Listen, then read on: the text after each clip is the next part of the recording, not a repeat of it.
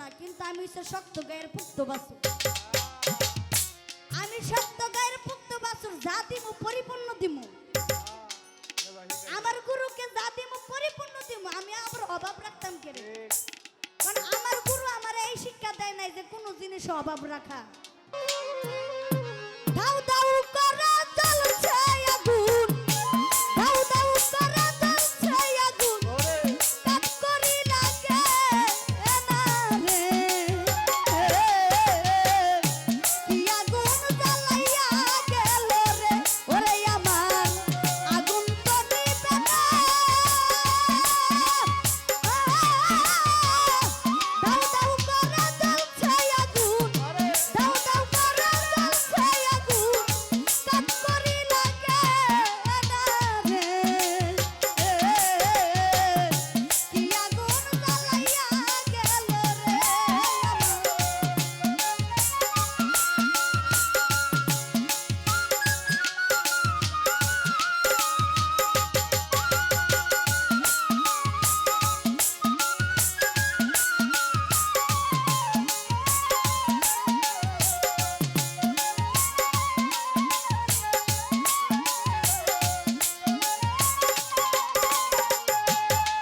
এই রে।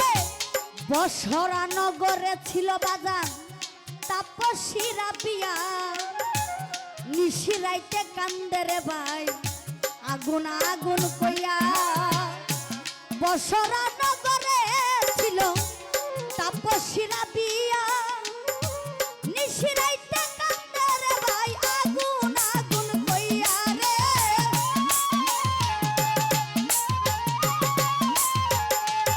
বলে কে আছো দরদি আমার, আমার আগুন দেও না রে নিবাইয়া। মাওলার আগুন জ্বলে বুকে ঘুষিয়া ঘুষিয়া রে।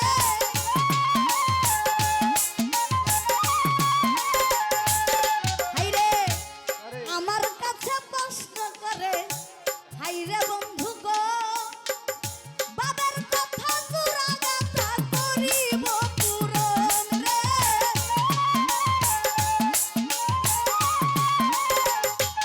হাইরে আমার কাছে প্রশ্ন করে আমার গুরু আসরে দাঁড়াইয়া, নিরাপত্তা পালন করবেন আপনারা বসিয়া রে।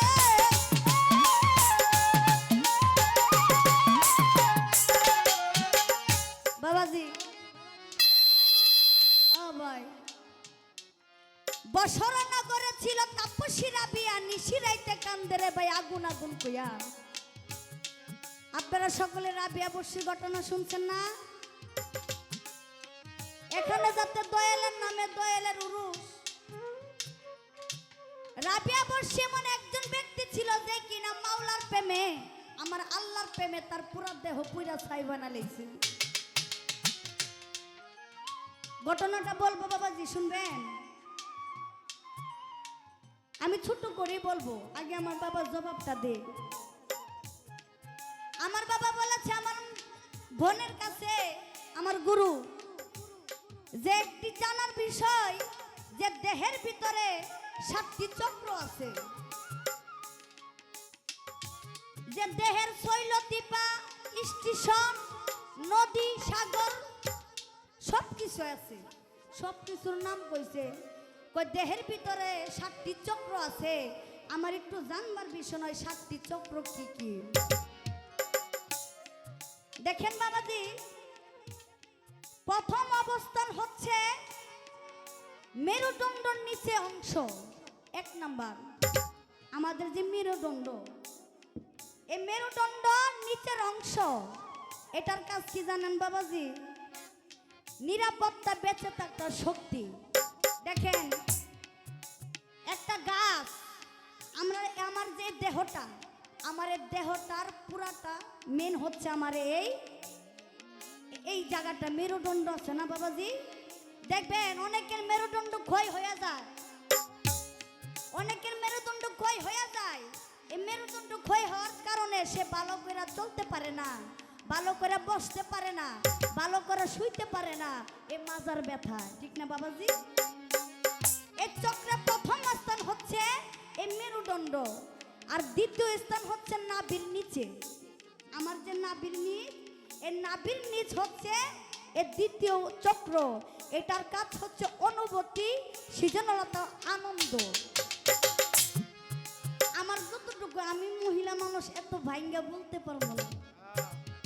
এটার কাজ হচ্ছে আনন্দ, আপনারা সবাই বুঝতে পেরেছেন। আর তিন নাম্বার চক্র হচ্ছে নাভির উপরে, পেটের মাঝখানে। এটার কাজ আত্মবিশ্বাস, শক্তি, ইচ্ছা শক্তি। আমার বাবা বলেছে যে আপনি শুধু নামটি কয়ে যাবেন, এটার কি কি কাজ বলা লাগতো না, কিন্তু আমি হচ্ছে শক্ত গায়ের পুক্ত বাছুর। আমি শক্ত গায়ের পুক্ত বাছুর, যা দিমু পরিপূর্ণ দিমু। আমার গুরুকে যা দিমু পরিপূর্ণ দিমু। আমি আবার অভাব রাখতাম কেন? কারণ আমার গুরু আমার এই শিক্ষা দেয় নাই যে কোনো জিনিসে অভাব রাখা। এখানে 4 নাম্বার স্থান হচ্ছে বুকের মাঝখানে, যেটাকে বলা হয় হৃদয়। যেটাকে বলা হয় হৃদয়, এটার কাজ হচ্ছে ভালোবাসা, দয়া, মায়া। দেখেন না, হৃদয় ছাড়া কি ভালোবাসা জাগ্রত হয়? ওই একজন মানুষকে আমি ভালোবাসি, যেমন আমার দয়াল রে, আমার মুর্শিদকে আমি ভালোবাসি এই হৃদয় দিয়ে, এই মন দিয়া। কি বাবাজি? যেমন স্বামী স্ত্রী ভালোবাসা, আবার অনেকে প্রেমিক প্রেমিকার সারা বাসে না, একজন আরেকজনকে বলে আমি তোমার হৃদয় থেকে বেশি ভালোবাসি। কি বাবাজি, কথা ঠিক আছে নি? এখানে আরেকটা বলা হয়েছে 5 নাম্বার হচ্ছে গলার মধ্য। এটার কাজ হচ্ছে কথা বলা, সত্য প্রকাশ করা। আমরা যেমন এই যে গলা, এই গলা ছাড়া কি আমরা কথা বলতে পারবো? এই কণ্ঠ ছাড়া। এটার কাজ হচ্ছে সত্যি কথা বলা আর মানুষকে সত্যি কথা প্রকাশ করা। আসলে কি বাবাজি, আমি তো ছোট মানুষ, ছোট মানুষের যতটুকু পারা আমি আপনাদের দিতেছি। আপনি কইছেন না যে আমার শিশুর একটু পরীক্ষা করি সে কেমন, কিন্তু আসলে বাবা আজকে যদি পালা দিত তাহলে আপনার একটা কিছু নিতে পারতেন, আর 6 নাম্বার অঙ্ক হচ্ছে 2 বুরুর মাঝখানে, যেটার কাজ জ্ঞান, চিন্তা, অনদৃষ্টি করা। আর 7 নাম্বার কাজ হচ্ছে মাথার উপরে, যেটার কাজ আধ্যাত্মিক সংগ্রহ, আল্লাহর স্রষ্টা, আল্লাহর সাথে সম্পর্ক করা।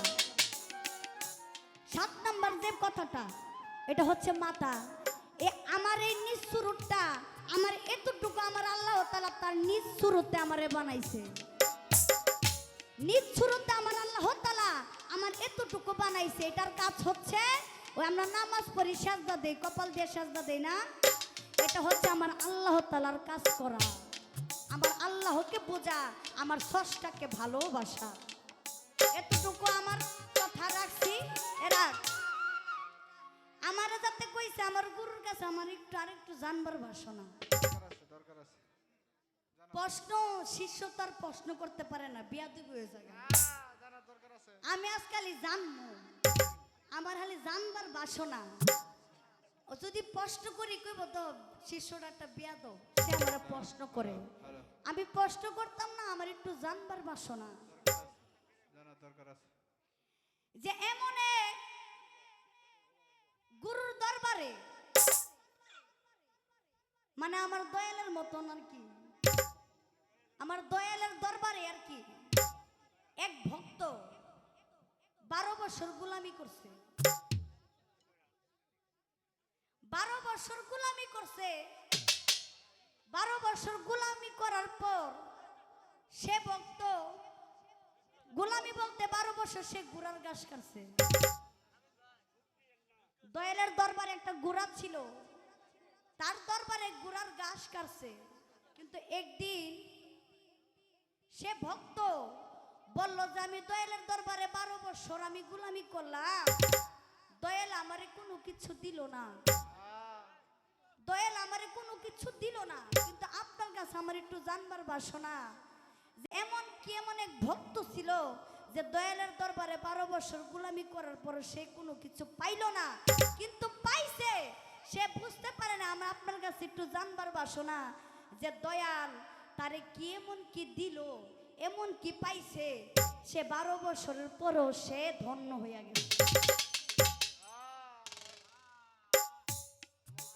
আর বলবো একটাই কথাই রাখি কি, কারণ পালা যাতে জানে 2-3টা প্রশ্ন করে দরকার নাই, আমি একটা প্রশ্ন রাখছি, আর কিছু জানবার দরকার নাই, কারণ আবার বেশি কথা কইলে আবার মানুষ বিরক্ত হয়ে যাব। আমায় কি আগুন জ্বালাইয়া